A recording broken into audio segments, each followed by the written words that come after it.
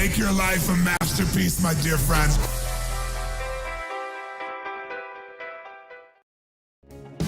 Failure is part of life. I mean, the difference for me, though, is I look at failure as a stepping stone to success. It's a speed bump.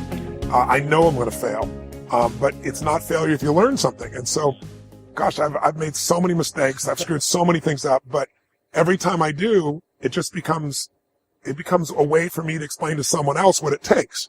You know, it's like, here's what I've done. I think I have the ability to influence people because I talk about my failures. I talk about all the things that messed me up, but I show people that I didn't let it stop me, and you don't let it stop you. And I think that's really the secret matter. And if everything you touch was successful, first you wouldn't be able to relate to people as much. No, you wouldn't be able to relate. And also, it's be total bullshit, right. And everyone knows it's bullshit. And also, you'd be bored silly. Right. I mean, think about it. If you just said, I want this and happen, I want this and happen, you know, people don't value what they don't fight for. You know, it's like you see kids sometimes in it, you know, your parents will say, you're not going to value this if you don't work for it. And your kid going, I'll value it, just give it to me, right? But it's true. Yeah. You know, the things we've worked the hardest for, we value the most. So I think, you know, the purpose of the goal is not getting it anyway. The purpose of the goal, you know, is who you become. Who you become is going to make you happy or it's going to make you sad. Yeah. So I'm not looking for an effortless approach. Sure. There's no such thing. The most important decision of your life is deciding whether you're truly committed to being happy no matter what. Because life is going to throw all kinds of curveballs at all of us. There's the one thing that's in common in this lifetime is extreme stress.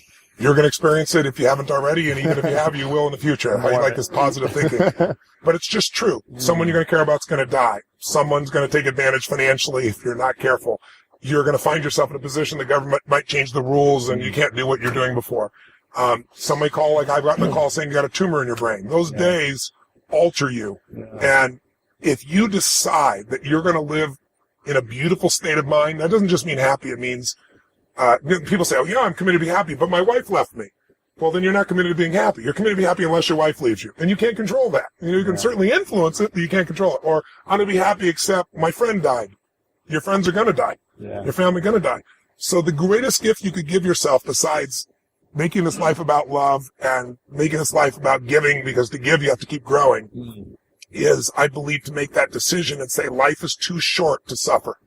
And most achievers like you and I, we never use the word suffering, but we get stressed, we get pissed, we get overwhelmed. Some people get sad or depressed.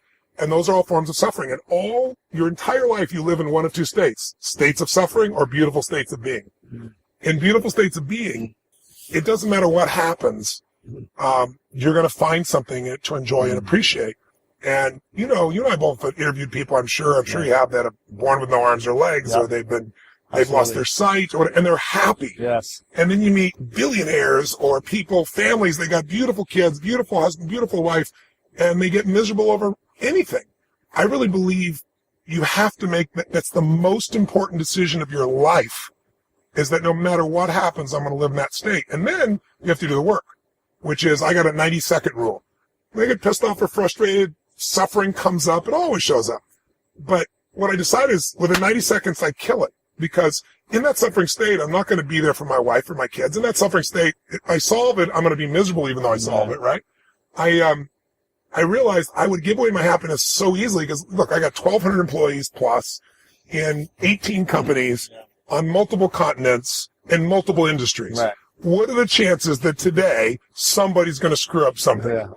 Big chance. It's 100%. And so I would be like, oh, I was so happy. And then John did this, or this person, what were they thinking? Or he opened the door in the middle of the interview, or whatever. There's always something, right? And so I decided that's the shit that's going to happen. That's part of, you know, having multi-billion-dollar companies in lots of industries. So I'm going to enjoy it. And when something doesn't work out, we'll learn from it, we'll grow.